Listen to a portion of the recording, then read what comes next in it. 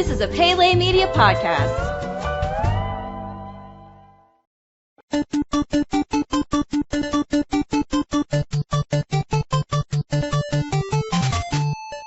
Welcome back to Goonies Minute, everybody. Goonies Minute is the fan podcast where we carefully explore the movie Goonies minute by minute. I'm Brady. And this is Chris. And we are here to bring you minute number 47 of the Goonies. Chris, you ready to get into the minute? I thought you were never going to ask. Let's do it. Let's do it. In the previous minute, the gang was able to quietly make it through the hole under the fireplace just as the Fratellis walked back into the room. Ma Fratelli noticed that someone must have been there, and they left the room to investigate the situation.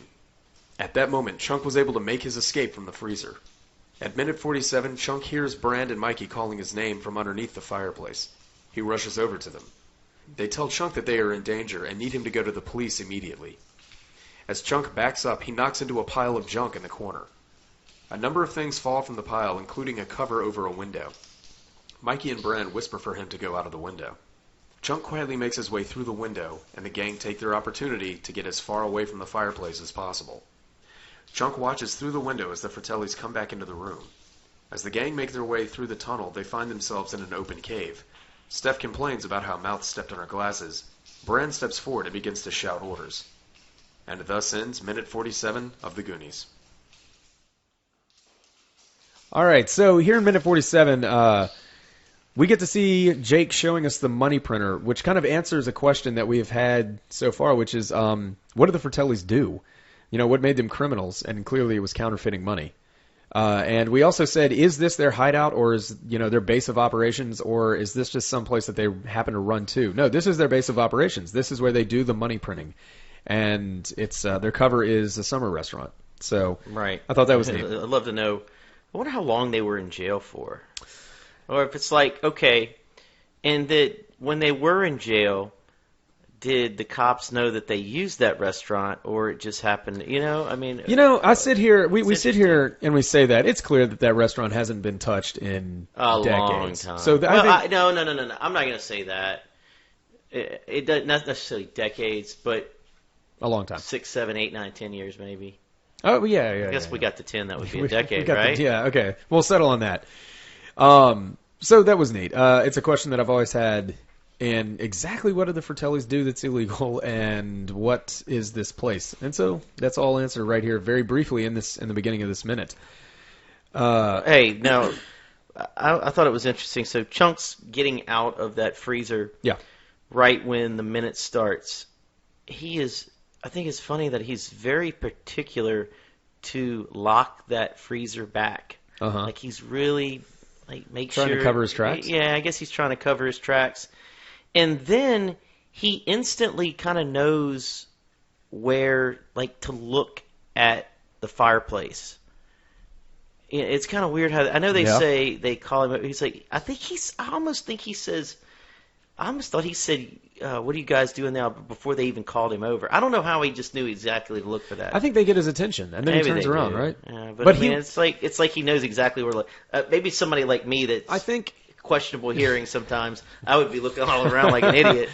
Well, but then again, he's part of the movie, so he knew where to look. Sure, yeah, exactly. Well, I think earlier he saw the water running to the fireplace, and Mikey made notice of it. You're giving him more credit. Probably, yeah. Okay. I had a question about when Chunk walked over there. Okay. So Brant says, go get the police, and Mikey says, we're in some serious shit. Yeah. Okay. But then someone else from down below says, you're overreacting. Huh. I don't know who it is. And what they're referring to. Well, maybe overreacting to go get the police. Okay. Now, I was thinking, when I was watching this over and over to see if it was Brand or Mikey, I would think, okay, if Mikey's really interested in getting this treasure, and he is one-track mind towards the treasure, I could see Mikey saying, you don't need to go get the police, meaning that it could possibly stop their... it would stop their adventure. It would stop their search for the treasure. But Mikey doesn't say that. But you understand, if I hear that I would think, name the first Goonie that would say you're overreacting by going to the police. If you could name it, if you had one to choose, wouldn't you choose Mikey? Yeah, because that would be stopping the quest. So he'd be the one. But he didn't do it. He's not the one that does it. He says, he agrees with it. He says, we're in some serious shit. But someone from down below, you need if you get a chance, watch again. You can't, because You just hear Yeah, it. huh. You don't. I wonder who would have said it. Mouth? It Maybe? can't I be. don't know. It could have been. It's definitely one of the guys. I think it's Mouth. Well, that leaves Mouth. Yeah. Yeah, I think it's Mouth. Okay, but I we think it's mean, Mouth. but again, you don't see the mouths. You don't see you don't see any lips moving. So it's not Brant or Mike. Correct. Okay. Well, it's weird, and even still, why would they have included that? Like, what did the filmmakers want us to get out of someone thinking I don't know. that you're overreacting? It was Anyway, so something else that we see going on here is all of our groups sort of disbanding. We've got Chunk, who's going to be leaving, the Goonies, who have got to leave and get down further into the cave, and the Fratellis, who are heading out to go dump the body. So everybody's splitting up, and we are finally going to be leaving the set of the restaurant. Hey, I got something else for you. What up? So they tell Chunk to leave, Yeah. go find the police. And then he clumsily, and here we've seen this many times, whenever something needs to happen, Chunk clumsily falls into the situation. Yeah. All right. So again, he bumps some pots and pans and some things over by that would eventually be the window, and he knocks a bunch of stack of stuff. Yeah. And then you see that weird looking blind like perfectly unhooked, Yeah. and it shows the window. But I just think it's so funny again how unintentionally Chunk does things through his clumsiness that gets things done. Yeah. Yeah. Which is kind of goofy, but it's a theme that we've seen throughout. It's kind of a trope, but it works. It works. Yeah. Here, and they say, "Oh, it's the window," Yeah. So I thought that was pretty cool. So the stakes are now raised in a really interesting way. The kids are underground, so they're in an entirely like alien world that they have no control over. It's a natural place, and so that limits anything that they're going to be able to do to fix a situation. And of course, down the line, they're going to be met with booby traps. So That's right. That's right. Yeah. So anyway, I thought that was interesting. I'll tell you what else is interesting. What's The that? synchronized lowering of Mikey and Brant from the fireplace down into the cave with them covering their head as they go down. Yeah.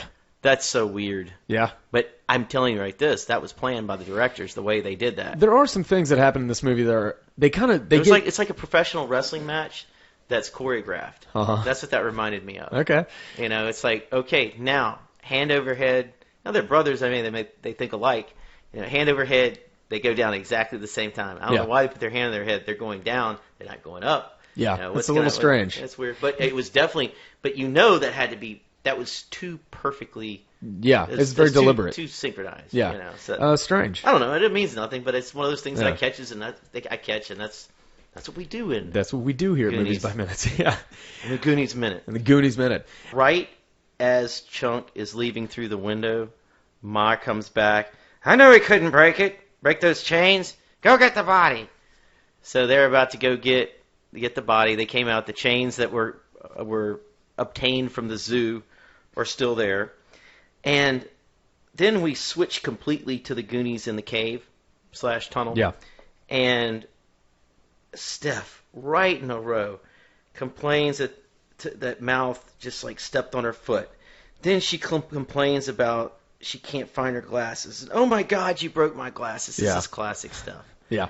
Always find something to complain about. And the thing is, if she knew what they were walking into even further, I don't know I think she'd have a nervous breakdown. She has no idea. This is nothing compared to what they're about to face. Yeah. So Huh.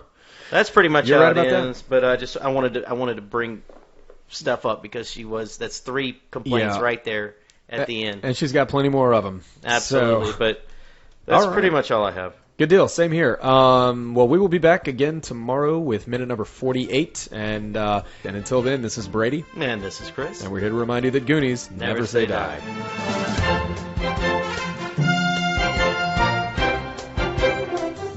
Goonies Minute is a fan-supported podcast.